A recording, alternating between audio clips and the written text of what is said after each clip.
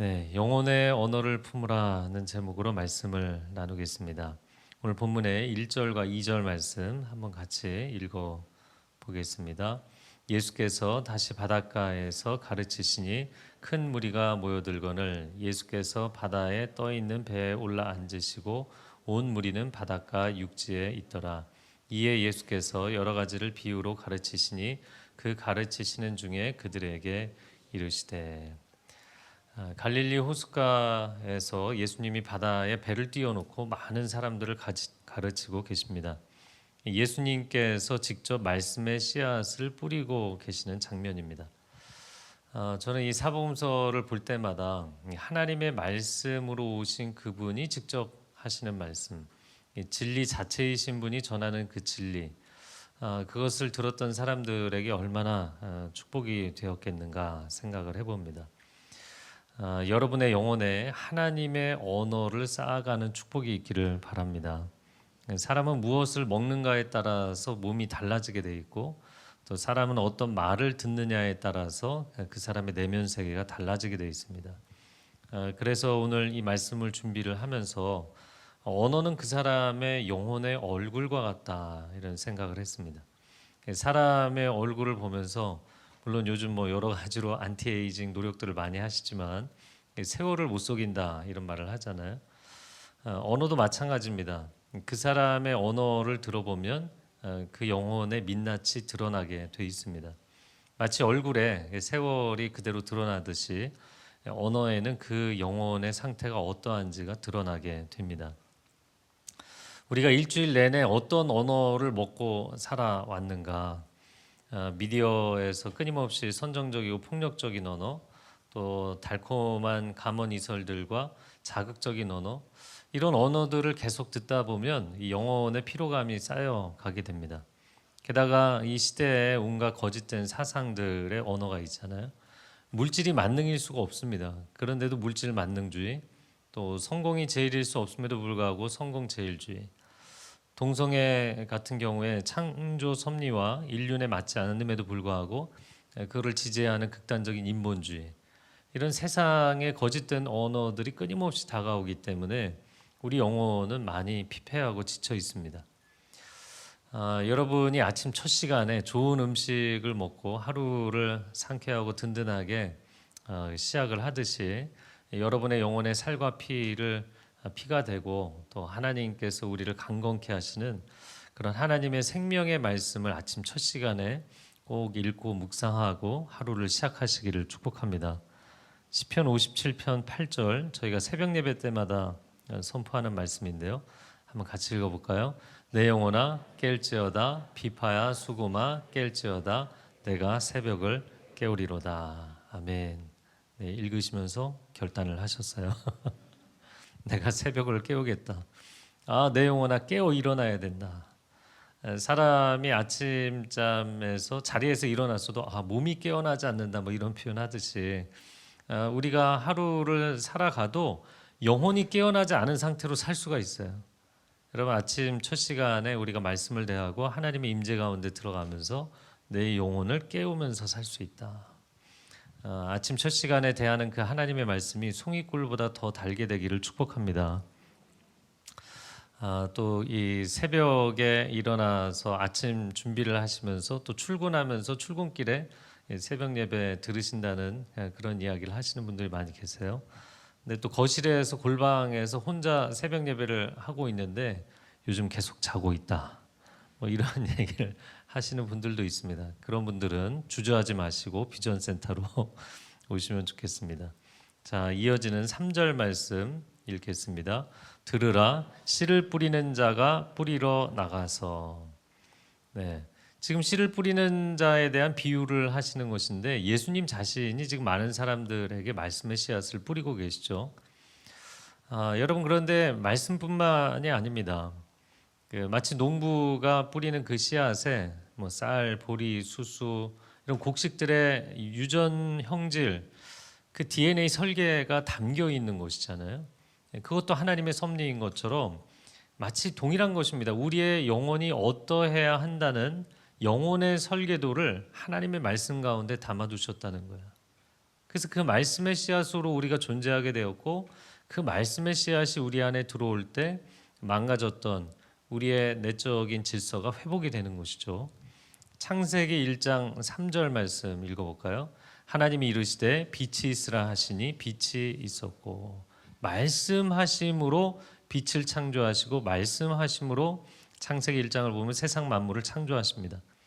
어떤 분들은 아니 어떻게 손 하나 까딱하지 않고 말로 이거를 다 할 수 있냐 어불성설이다 이렇게 이야기를 하시는데 그러나 우리의 삶 가운데는 실제 언어가 엄청난 생산력과 창조력을 갖고 있어요. 뭐 카페나 음식점이나 가셔서 여러분이 말로 주문한 그대로 나와야 되는 거잖아요. 네, 안 그러셨나요? 다 그렇게 나오잖아요. 또 직장에서 일을 할 때도 회의 자리에서 말로 결정한 그대로 일이 진행이 됩니다. 인간의 언어에도 놀라운 추진력과 창조력과 생산력이 있어요. 하나님의 말씀 가운데는 세상 만물이 존재하게 하고 그 만물을 구원하고 그 만물을 완성하는 놀라운 능력이 있는 줄로 믿습니다. 그래서 그 언어가 우리 안에 들어오면 우리 안에 망가지고 어그러진 것들을 재창조하시는 능력이 된다는 거예요. 우리가 세상에 살아가면서 사람들의 공격적인 언어로 인해서 마음이 깨지는 분들이 있어요.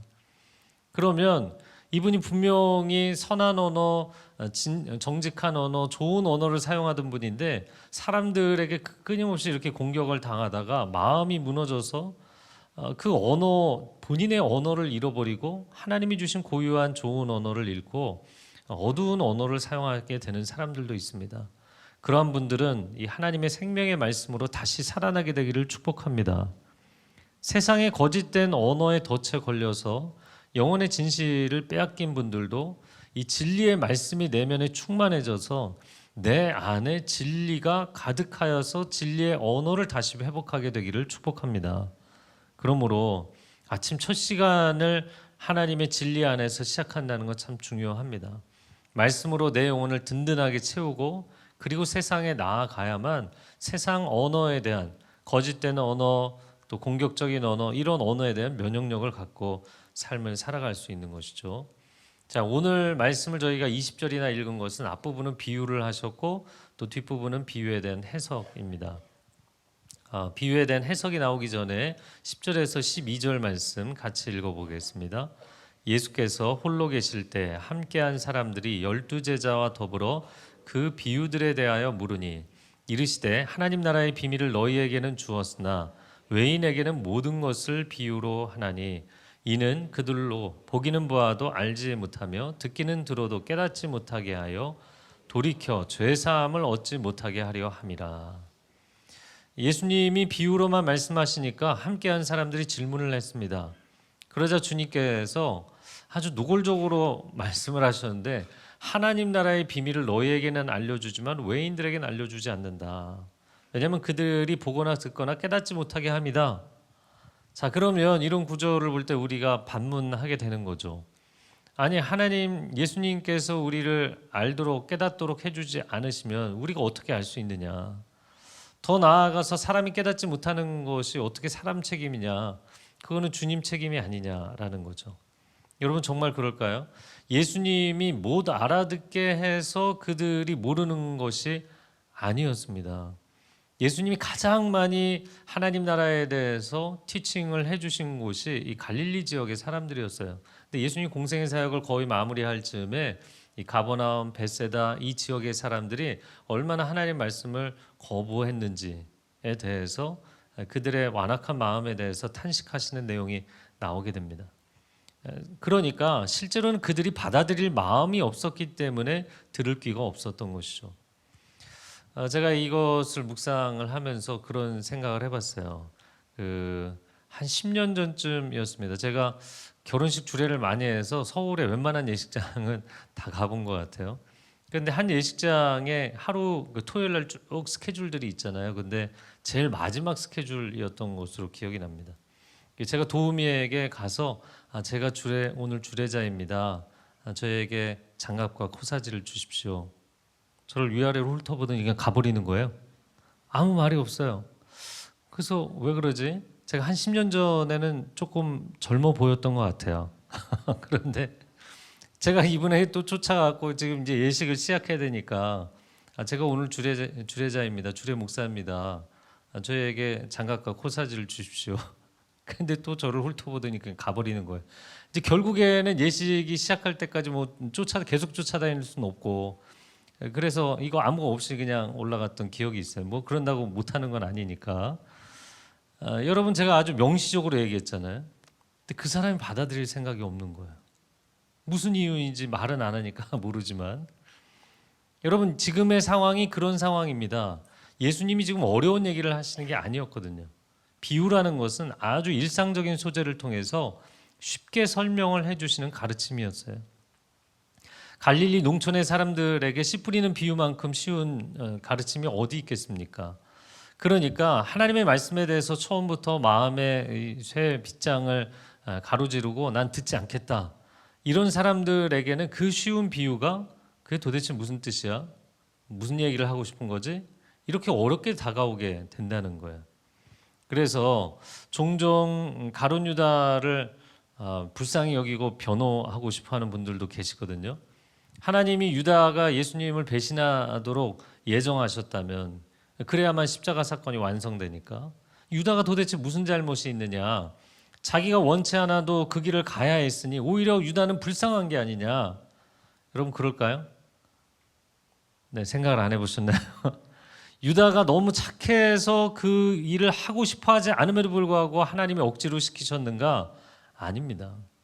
유다가 평상시에 하던 행동을 했을 뿐이었어요. 유다는 굉장히 머리가 스마트한 사람이어서 그 12제자 함께 이동을 할 때 경비를 관리하는 회계 역할을 하던 사람입니다. 근데 성경에 보면 여러 차례 그가 평상시에도 돈꾀에서 공금을 횡령하는 사람이었다. 그는 은 30개의 예수님을 팔아넘기게 됩니다. 그렇기 때문에 우리가 말씀을 들을 때, 말씀을 읽을 때 마음 문을 닫고 시작하는 것이 아니라 우리 시편 119편의 말씀처럼 한번 같이 읽어볼까요? 내 눈을 열어서 주의 율법에서 놀라운 것을 보게 하소서. 정말 하나님이 계시고 하나님의 말씀이 능력의 말씀이라면 그 말씀을 내게 깨우쳐 주십시오. 이런 적극적인 자세가 필요한 것이죠. 자, 그러면 예수님께서 오늘 씨 뿌리는 비유를 통해서 어떤 메시지를 주시고자 하는 것인가? 제가 지난 그 여성 예배 때 누가복음 8장 거의 비슷한 본문인데 이 본문으로 메시지를 한 적이 있습니다. 자, 4절 15절 말씀 같이 읽어보겠습니다. 뿌릴새 덜어는 길가에 떨어짐에 새들이 와서 먹어버렸고, 말씀이 길가에 뿌려졌다는 것은 이들을 가리킴이니 그 말씀을 들었을 때 사탄이 즉시 와서 그들에게 뿌려진 말씀을 빼앗는 것이요. 자, 첫 번째, 씨앗이 길가에 뿌려진 경우는 새들이 와서 먹어버린다 말씀합니다. 그 해석은 말씀을 듣자마자 사탄이 즉시 와서 그 마음에서 말씀을 빼앗아 간다는 거예요. 그러니까 말씀을 들어도 한 귀로 듣고 그 자리에서 바로 한 귀로 흘려버립니다. 그 말씀의 씨앗을 하나도 마음 가운데 심지를 못하는 사람. 그런데 세상 사람들 이야기를 들을 때는 너무너무 잘 들려요. 너무나 마음에 잘 새겨져요. 근데 하나님의 말씀은 그냥 다 흘러가는 거예요. 여러분, 길가는 온갖 사람들이 들락날락하는 곳이잖아요. 다시 말해서 길가는 영혼의 주인이 없는 상태의 마음입니다. 누구든 거기에 오갈 수가 있고 누구든 큰 소리를 치면 자기가 주인 행세를 할 수 있는 영역이 길가라는 영역이에요. 물론 내가 내 인생의 주인이고 내 마음의 주인이다 이렇게 생각하고 모두가 그렇게 주장하지만 성경이 분명히 이야기하는 것은 우리 영혼의 유일한 참 주인은 우리를 창조하신 하나님 한 분이시다라는 거예요. 만약에 하나님 한 분이 내 영혼의 주인이 아니시면 어떨까요? 길가와 같은 상태일 수 있다. 길가에 떨어진 돈이나 귀중품의 경우에는 누가 가져가도 알 수가 없고 찾을 수 없는 경우가 있습니다.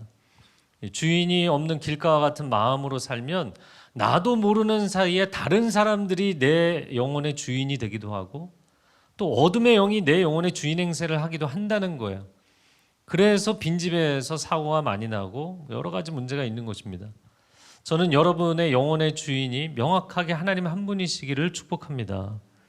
길가와 같은 마음은 비그리스도인의 마음을 이야기하는 것입니다. 어떻게 보면 교회를 다니고 계속해서 설교를 들으면서도 길가와 같은 마음을 갖고 있는 분도 있을 수 있어요. 그 사람의 마음 가운데 하나님의 말씀을 받지 못하도록 끊임없이 사탄이 가로막는 것이죠. 예전에는 목사님들이 그런 얘기 많이 하셨어요. 그 설교 시간에 계속 그 습관적으로 조는 사람이 있으면 그 졸음마귀가 붙어서 그렇다. 뭐 이런 얘기 많이 하셨어요. 이 본문 때문에도 더 그렇게 얘기하신 것 같아요. 물론 그럴 수도 있고 아니면 설교자가 졸게 만드는 것일 수도 있고, 네, 하나님이 너무 사랑하셔서 잠을 주시는 것일 수도 있고. 다만 어떤 분들은 교회에 나오면 밖에서 멀쩡했어요. 그런데 교회만 오면 머리가 막 깨질 듯이 아프다. 이런 분들이 있습니다. 또 나가면 괜찮아져요. 교회만 오면 두통에 시달리는 분들 있고요. 최근에도 한 분 만났는데 한 10년 동안 새벽 예배 안 나갔는데 내가 일요일 늦게 새벽 예배 나가야지. 그리고 새벽 예배를 다짐한 그 날로부터 계속해서 차 사고가 나는 거예요. 이게 우리의 삶 가운데 내가 하나님의 말씀을 받아들이려고 적극적인 자세를 취할 때 사탄이 시비를 거는 거죠. 여러분 그럴 때일수록 선포하시기 바랍니다. 내 영혼의 주인은 오직 하나님 한 분이십니다. 한번 저를 따라해 보시겠어요? 내 영혼의 주인은 오직 하나님 한 분이십니다. 아멘. 네, 이 선포가 필요합니다. 자, 두 번째는요. 5절, 6절, 16, 17절 같이 읽어 보겠습니다.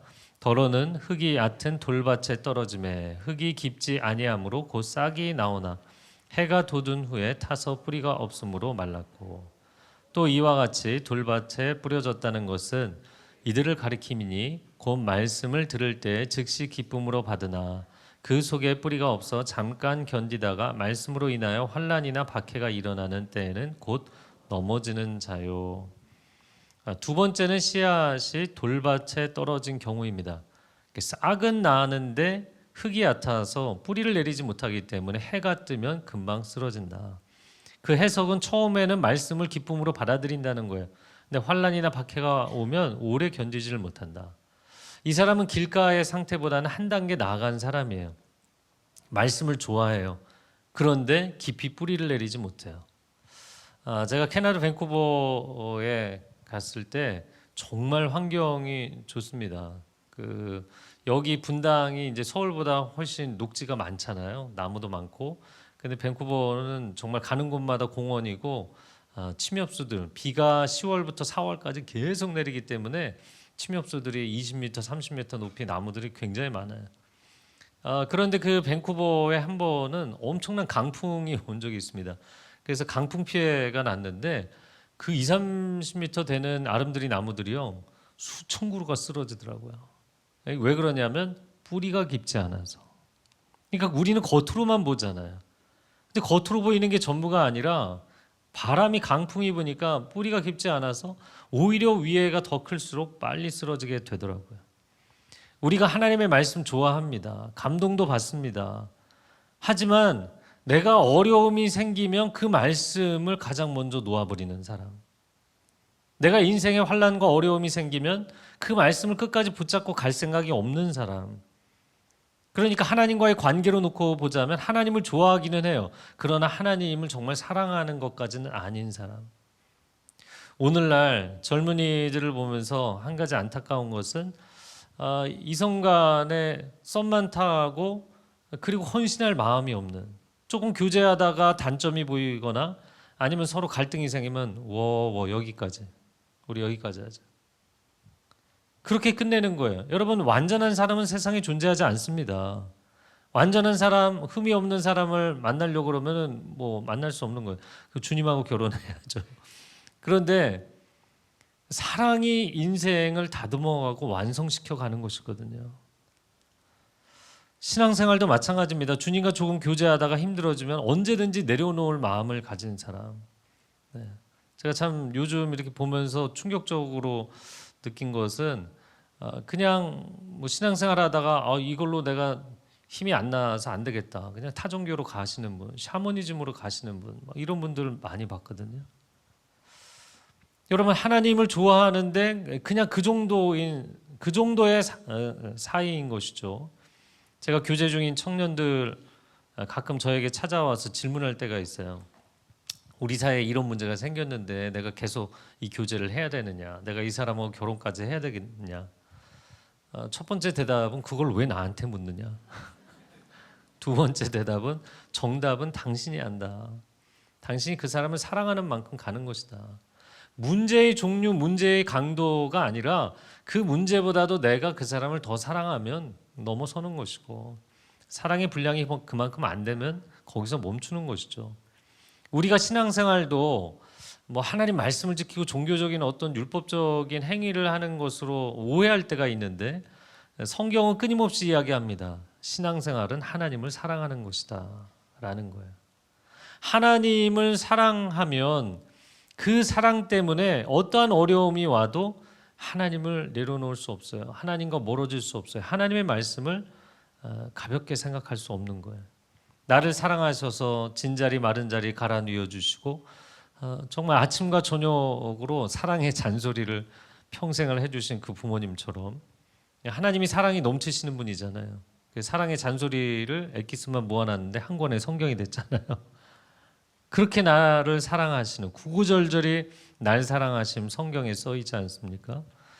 야고보서 4장 7절 같이 읽어보겠습니다. 그런즉 너희는 하나님께 복종할지어다 마귀를 대적하라 그리하면 너희를 피하리라. 여러분이 신앙생활 갑자기 열심히 하려고 하면 마귀도 갑자기 열심히 여러분을 공격하기 시작할 거예요. 그러나 그럴 때 내가 괜한 열심을 냈네, 고난이 온다고 쉽게 포기하시는 게 아니라 주님을 향한 사랑의 결단을 끝까지 갈 수 있기를 축복합니다. 이 돌박과 같은 마음은 명목상의 크리스찬, 나미널 크리스찬인 거예요.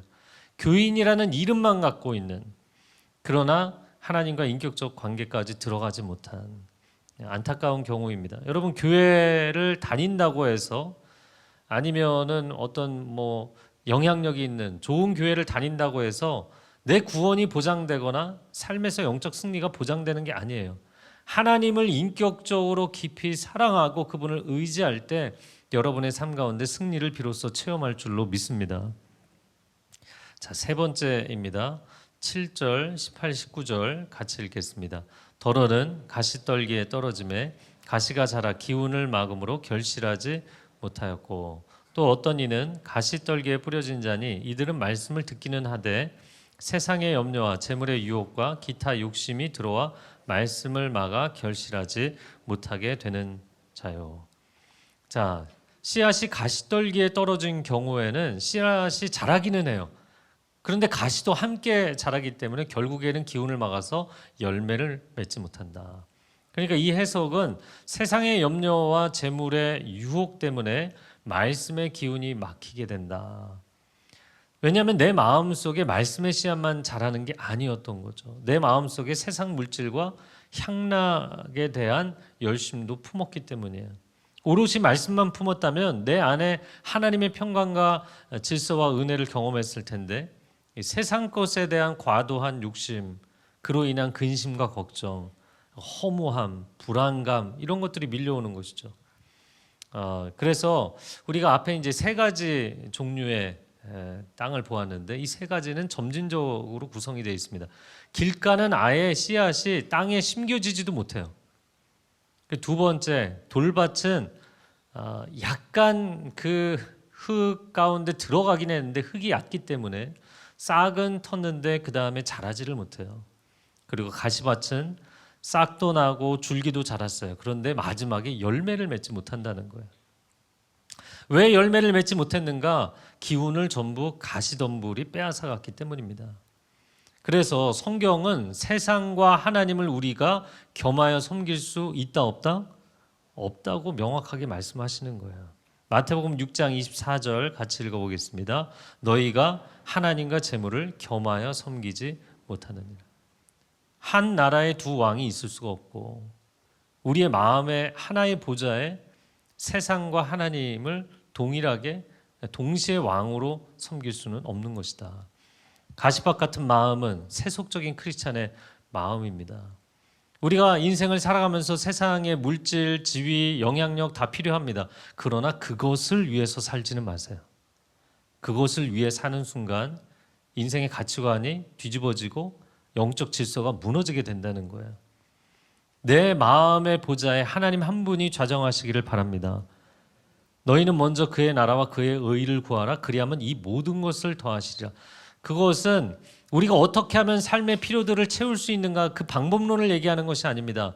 영적 우선순위를 이야기하는 거예요. 인생은 가치 있는 것을 위해서 헌신하며 살아야 돼요. 그래야만 건강해지는 것입니다. 자, 마지막 네 번째 8절과 9절 그리고 20절 보여주시면 좋겠어요. 8절, 9절, 20절. 더러는 좋은 땅에 떨어짐에 자라 무성하여 결실하였으니 30배나 60배나 100배가 되었느니라 하시고, 또 이르시되 들을 귀 있는 자는 들으라 하시니라. 좋은 땅에 뿌려졌다는 것은 곧 말씀을 듣고 받아 30배나 60배나 100배의 결실을 하는 자니라. 저를 따라해 보세요. 말씀을 듣고 받다. 네, 오늘 표현해 보면 좋은 땅에 씨앗이 떨어진 경우 30배, 60배, 100배로 결실하는 이유는 말씀을 듣고 받았기 때문이다. 이렇게 표현해 있어요. 제가 너무 짧아서 놓쳤는데 그 20절에 보면 말씀을 듣고 받았다. 네 종류의 땅 중에서 가장 간단하게 설명하고 있어요. 그렇죠? 사복음서의 이제 대조본문들을 보면 각각 강조하는 부분이 다르긴 한데 이 마가복음 4장에서는 아주 간단하게 말씀을 듣고 받았기 때문이다. 이 얘기는 전혀 막히는 것이 없었다는 거예요. 여러분이 누구랑 대화를 할 때에도 대화하면서 막힘없이 대화가 되는 사람이 있잖아요. 근데 어떤 사람은 얘기를 한마디 한마디 할 때마다 덜컹덜컹하는 사람이 있는 것이죠. 하나님의 말씀을 들었을 때 그 말씀이 막힘없이 나에게 들어오고 또 심겨지고 자라는 사람이 있다는 거예요. 저는 이 주일 예배도 참 좋지만 새벽 예배를 참 좋아하는 이유는 주일날에는 그래도 다 이렇게 갇혀 있고 오시는 거잖아요. 그리고 뭐 아침에 스마트폰이라도 좀 뒤적이고 가족들하고 얘기도 하고, 어떤 분들은 이제 차 타고 오면서 서로 왜 서두르지 않아서 늦게 만드냐 그러면 서로 싸우기도 하고 뭐 그러다가 오시잖아요. 그리고 좀 이제 예배 때 회개하고 가시면서 다시 풀어지고 그런데 새벽 예배는 그냥 침대에서 빠져나온 그 상태 그대로 오시거든요. 아무랑도 대화를 한 적이 없고 그냥 백지 상태로 딱 오니까 그 상태에서 생명의 말씀, 진리의 말씀을 마음에 새기기가 참 좋아요. 여러분 하나님 앞에 나아갈 때 있는 모습 그대로 주님 앞에 나아가서 말씀을 듣고 받아들이는 삶이 되시기를 축복합니다. 그러면 그렇게 간단하게 되는 것이냐? 그렇습니다. 이 두 단어의 원 의미를 알면 좋겠는데, 듣는다라는 단어는 청종한다. 제가 모세오경 강의할 때 굉장히 많이 강조한 단어고요. 받는다는 것은 영접한다요. 그러니까 하나님의 말씀에 대해서 굉장히 적극적인 자세를 갖는 것이죠. 적극적이긴 하지만 내가 말을 하는 것이 아니라 그분이 주도적으로 말씀하시는 것을 받아들이는 입장. 그러니까 수동적인데 적극적인 거예요. 저를 한번 따라해 보세요. 적극적인 수동태. 여러분 신앙생활은 적극적인 수동태입니다. 물론 저는 뭐 경험은 없지만 이렇게 가끔 프로그램 같은 데서 볼룸 댄스 하는 거 보면 한 사람이 리드하고 다른 사람이 따라가는 건데 두 사람이 동시에 움직이잖아요. 네, 여러분 보신 일 없어요? 아마 다 보시면 그렇잖아요. 그런데 이 두 사람이 그렇게 움직이는 것을 보면 한 사람이 주도적으로 이끌고 가는 거예요. 또 한 사람은 수동적으로 따라가는 거지만 매 순간 적극성을 가지고 따라가는 것입니다. 신앙생활은 하나님이 주도하시는 줄로 믿습니다. 그러나 내가 얼마나 민감하게 적극적으로 매 순간 따라갈 마음을 갖는가. 영접하고자 순종하고자 그 말씀이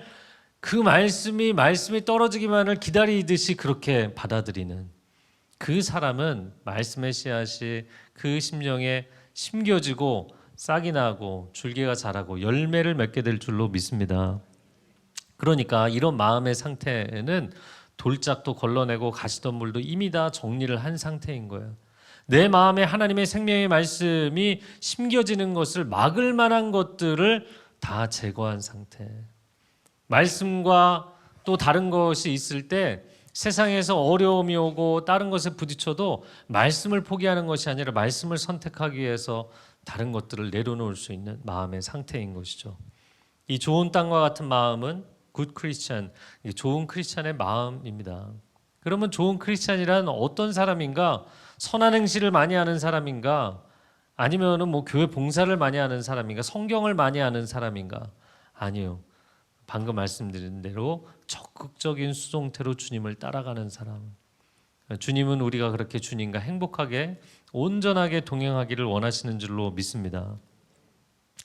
오늘 말씀을 마치면서 여러분에게 권면하고 싶은 것은 여러분 자신의 언어에 대해서 이렇게 돌이켜보고 묵상을 해보시면 좋겠어요. 왜냐하면 이 언어라는 것은 제가 설교 초반부에 말씀드린 것처럼 말은 그 사람의 영혼의 얼굴입니다. 내가 좋은 말을 하고 싶어요. 겉으로는 웃고 있어요. 괜찮은 척해요. 그런데 자꾸 내 말이 곱게 나오질 않는다. 내가 내 입에서 나오는 말을 내가 들으면서 내가 스스로 놀란다. 만약 그런 상태라면 사실 얼굴은 웃고 있을지 몰라도 그 영혼의 얼굴은 지금 인상을 쓰고 있는 것이거든요. 내 안에 내 영혼 가운데 온전한 언어가 있지 않기 때문에 계속해서 내 언어가 온전할 수 없는 그런 안타까움이 있는 것입니다. 여러분, 하나님의 언어, 이 말씀의 언어가 여러분의 영혼의 언어가 될 수 있기를 축복합니다. 이 시대를 보면서 한국 교회가 많이 줄어들고 교회들이 점점 문을 닫고 그게 문제가 아니고요. 정말 단 한 사람이라도 예수님의 성품을 닮아가고 예수님의 언어가 나의 언어가 된다면 여러분이 있는 자리에서 여러분 세상 눈치 보며 사는 것이 아니라 여러분을 통해서 만나는 모든 사람들을 치유하고 변화시키는 사람들이 될 줄로 믿습니다. 함께 기도하겠습니다.